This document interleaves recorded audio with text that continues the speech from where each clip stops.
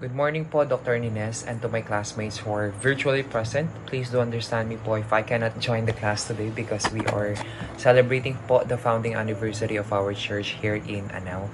And I have an important task po to do, and that is to play violin. That's why I have just prepared a video presentation, and hopefully hindi po ako mapalo ni Dr. Nines.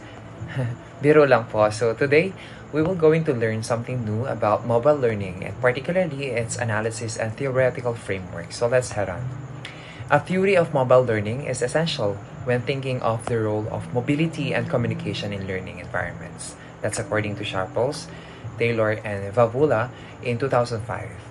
In mobile learning, students learn across both space and time and move from topic to topic like a blended environment, and learners moved in and out of engagement with technology. A key point in mobile learning theory is that the learner that is mobile, not the technology, according to Schuler in 2009.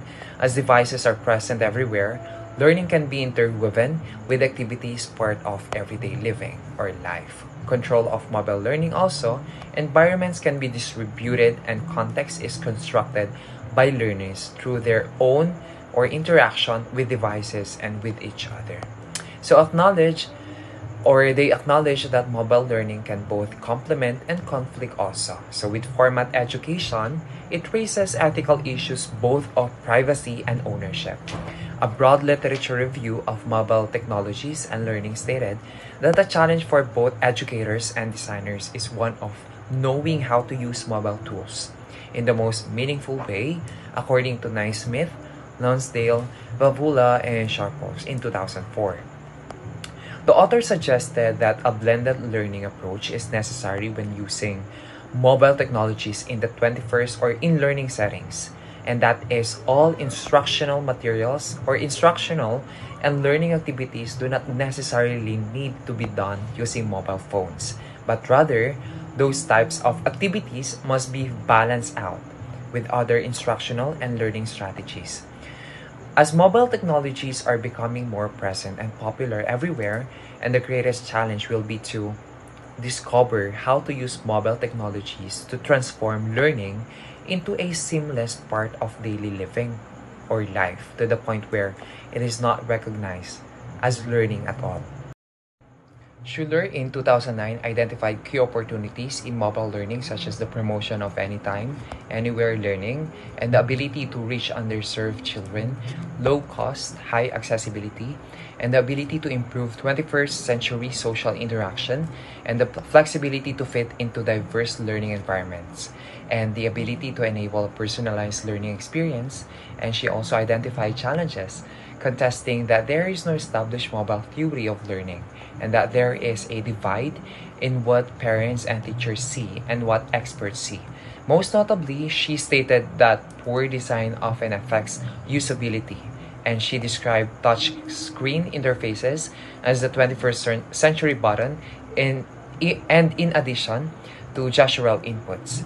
And mobile devices and systems have become much more consistent across manufacturer and operating systems. Schuler states that there are 5 primary goals for mobile learning, and it is important to invest understanding the development of kids who grew up in a mobile world, and it is necessary to develop educational interventions that are scalable and, most importantly, build tools where educators can develop.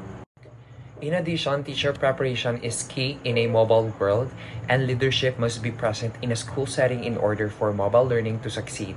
A quantitative study by Pierce and Ball in 2009 explored teacher perceptions and how these perceptions may serve as either a barrier or an enabler to their intention to integrate technology into their teaching.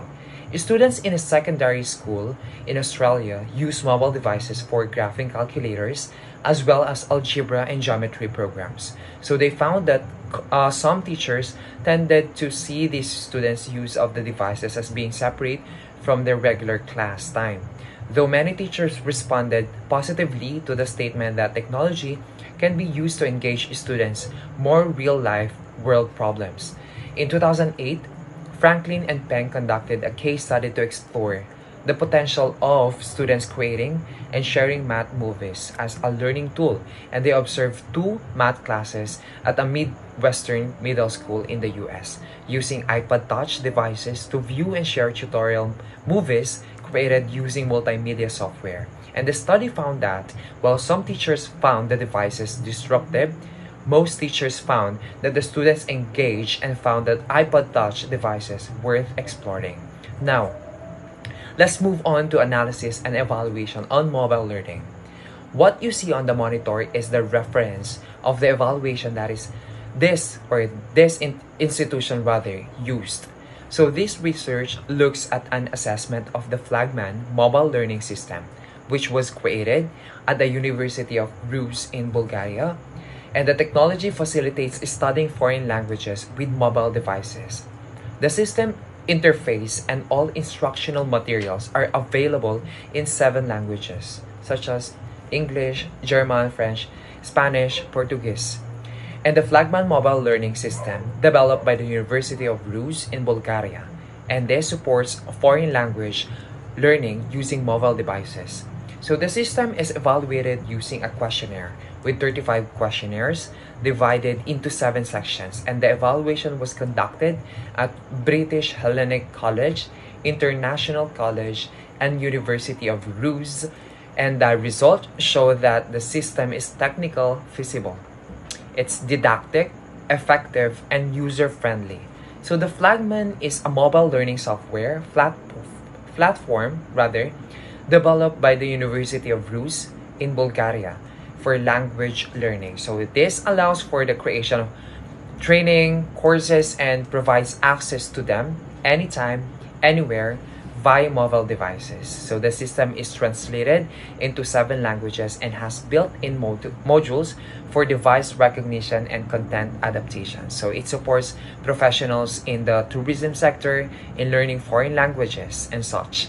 So the study reveals that multilingual support is highly appreciated by users, while mobile learning should incorporate graphics, illustrations, and sound for effectiveness. So the system has minimal technical issues, and Rus lecturers receive the highest marks, while students from Athens and Dobrich receive the lowest marks. That is according to the research. And the evaluation results show that the Flagman mobile learning system is technical feasible, didactic, effective. So the cost effective and user friendly of this is very nice to the students. And the University of Rus has the highest marks for the technical feasibility, didactic, efficiency, and user friendliness, while the students from Athens and Dobrich have the lowest. So this is likely due to students' motivation to learn and understanding of the complexity of preparing learning materials for mobile devices. And that is the end of my report. Hope you've learned something from today's video. Literal po na video. And just kidding, in this lesson po. So thank you and God bless everyone. See you.